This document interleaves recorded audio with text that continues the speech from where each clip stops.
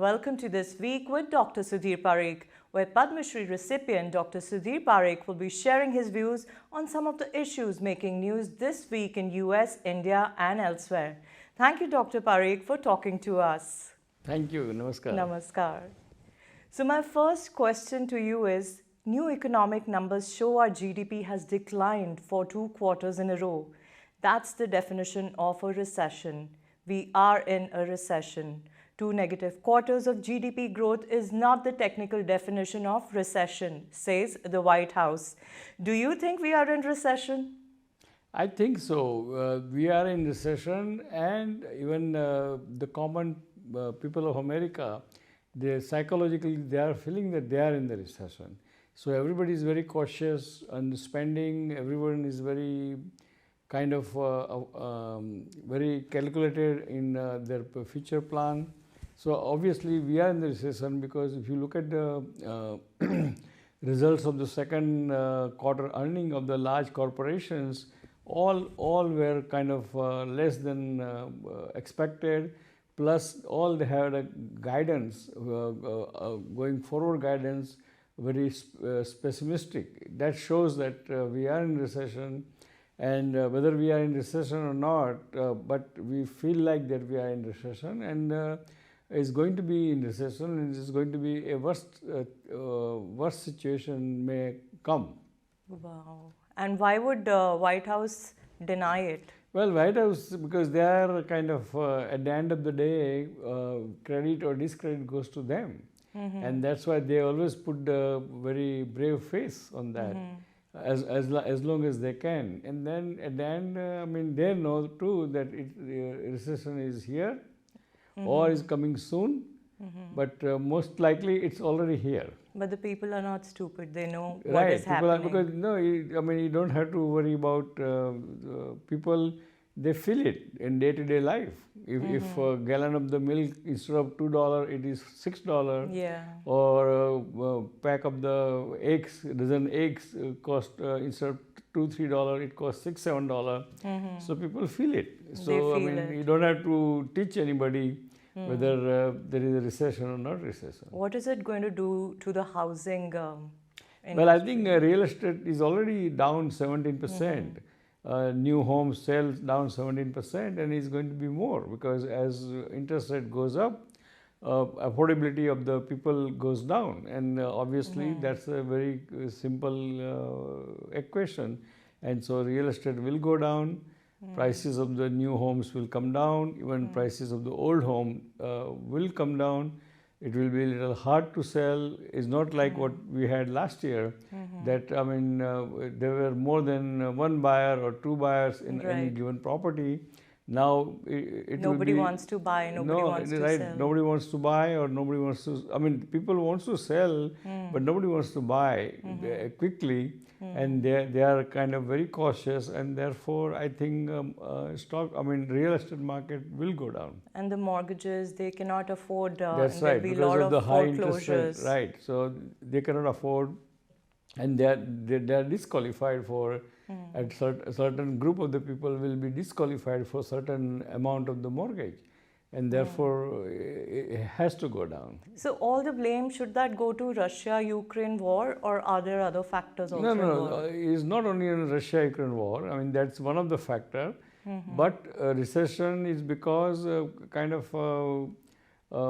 is a lot of inflation, because I think we pumped too much money during the pandemic. We gave away so much money to everyone to spend.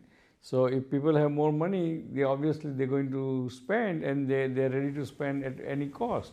And therefore it creates a recession. Okay. So my next question is, Nancy Pelosi arrived in Taiwan late on Tuesday, starting a visit that Beijing had warned her against taking. America's solidarity with the 23 million people of Taiwan is more important today than ever, as the world faces a choice between autocracy and democracy, Nancy Pelosi tweeted after landing. The United States will pay the price if House Speaker Nancy Pelosi visits Taiwan during her Asia trip, China warned on Tuesday, as tensions between the two superpowers continued to soar. China's military vowed Tuesday to launch targeted military actions in response to US House Speaker Nancy Pelosi's visit, as tensions flare between Washington and Beijing. More than 21 Chinese fighter jets enter Taiwan's airspace on day of Pelosi's visit. What will happen now? Well, I mean, it increases the tension, psychological tension, more than anything else.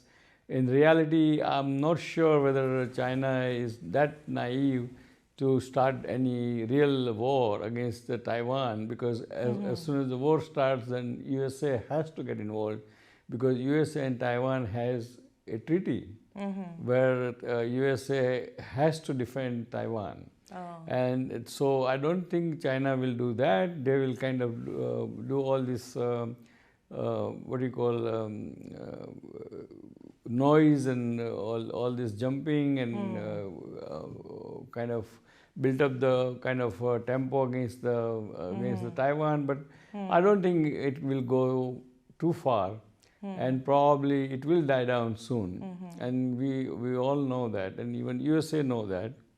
And I think Pelosi did the right thing, because no one can dictate in a democracy, or those who believes in democracy, whether who can travel where and what. So I think they were wrong. You cannot intimidated by that kind of threat. And I think what Pelosi did is very good. And I think that shows that USA is a democracy, and is morally USA has responsibility to support all the democracy of the world. But even our military was not too happy, and neither was President Biden. Well, because I mean, nobody wants any headache. But I think inside, I'm sure with the president's blessing, she went there. Because without president's blessing, probably she would not have gone there. So I think it's a kind of good cop, bad cop strategy. President will say don't go, and she says she will go, and that's the way it is. So like Taiwan does fear there will be a war in 2025. Do you think that will happen? I don't think so, because war with the Taiwan will kind of lead to the Third World War. Right. It's not like Ukraine and Russia, because Taiwan is already has treaty with the Western worlds and Western countries. So Taiwan is different. And I don't think China will risk that kind of war, because who has to lose? Probably China has to lose more, because China has a lot of businesses and trade relation, and their economy depends upon the Western world. So I don't think it will happen. Okay. So my next question is, Al-Qaeda leader Ayman al-Zawahiri was known by US intelligence as a terrorist mastermind for helping plot the September 11, 2001 terrorist attacks. 71-year-old Zawahiri was killed by a US-led drone strike over the weekend. He had ruled the terrorist organization since the death of Osama bin Laden in July of 2011. Given Zawahiri's presence in Afghanistan, national security experts say there are concerns the Taliban is allowing Al-Qaeda to use the country as its base of operation for conducting terrorism. US shutting off its operation in Afghanistan and leaving millions of dollars of military equipment behind have enabled Taliban and Al-Qaeda to continue and carry out their acts of violence and terror with more speed. How will these terrorist organizations react, and what should we do to safeguard not only our citizens here but hundreds left behind in Afghanistan? Well, I think USA has a kind of intelligent and military intelligent power in Afghanistan right now, and that's how they came to know where this gentleman was. And so USA has left physically left Afghanistan, but a lot of USA military personnel, a lot of intelligent personnel are still there, and they are watching it. And the Taliban also should not help the terrorist organization, because if they do, then their billions of dollars which is sitting in the USA bank will be frozen. They cannot able to use it. So I think even Taliban knows that. And because they need of those billions back in Afghanistan. So I think all in all, what USA did is a right thing to do. Punish the perpetrator of the 9/11, get rid of the leader of the Alqaeda presently, and that way diminishes or minimizes the terrorist activities throughout the world. How has his death affected India?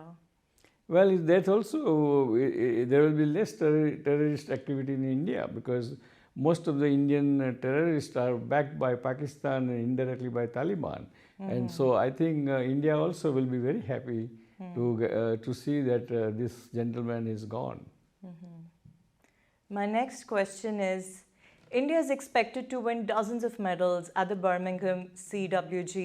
It has already won 5 gold, 4 silver and 3 bronze medals. But how does the level of competition weigh up against the Asian Games? Well, I mean, the competition in CWG is going really at different level and a higher level, and therefore it is challenging for even Indian team to win a lot of gold medals. And I don't know how many gold medals India won. 5 so far. 5 gold medal won. So that 5 is not probably a big number, because if you look at the number of competition India took part in, 5 is nothing. So I think India has to work hard. India has to cultivate and develop their athletes professionally more, and so they can have better performance next time. How are these Chinese people so good at sports? Because Chinese government is spending so much money after them to train them, to make them professionally be perfect player, and that's how they won they win a lot of medals. And I think India should learn from that. And of course now India is spending a lot of money for training of these athletes as compared to past, but still India has a long way to go, and they have to take these sports very seriously. Including the diet, because I would think ये कौन सी चक्की का आटा खाते हैं? How are they so flexible? How do they win so many medals? Yeah, but this is all again discipline, right? Discipline. Yeah, That is the key word. Because at the end of the day, all the food is same all over the world. So even if you are vegetarian, still you can be very strong. As you can see, that strongest animal is elephant. So an elephant is all vegetarian, right? A horse is all vegetarian. Yeah. So I think it's all discipline. Yeah. Discipline. My last question is, Lal Singh Chadda, set to release on 11th of August, is the latest Bollywood film that's being targeted on social media. That's Amir Khan. Don't you think it's unfair to do that? I think so, because at the end of the day, any movie or any film or any art or music, they all are creative thing. And always creativity has some kind of freedom. We may agree, we may not agree. And we may or may not agree with the stand of the or point of view of the Amir Khan in the past. But that doesn't mean that we should kind of oppose him blindly without seeing the movie. Without seeing the movie. Yeah, because most of the people, those who are opposing, probably they haven't seen this movie. They haven't seen it. So without seeing movie, I think it's not very, it's unfair to him. And in democracy, I think we should be fair to each other. Exactly, because they were targeting PK and Dangal, and they both became blockbuster hits. Right. So that time we all went to see that, right? Yes. Would you be watching Lal Singh Chadda in theatre? Probably I would. Yeah, I mean, when it comes to probably on OTT, I will watch it. Not 11th of August release in the theatre? No, because I think still I'm very cautious about COVID thing, and I had to be in enclosed place, you know. Okay. Your last words before we end this show. Well, dear friends, lots of happening in the world. As you can see that Speaker Pelosi is in Taiwan. That shows that one democracy is helping or supporting another democracy in the world, which is very important. India is also democracy, so India is also should help other democracy, because now India is also a world leader. Other thing is COVID is still there in New York City or New York State. I think incidence of and even New Jersey, the incidence of COVID is still more than 10%.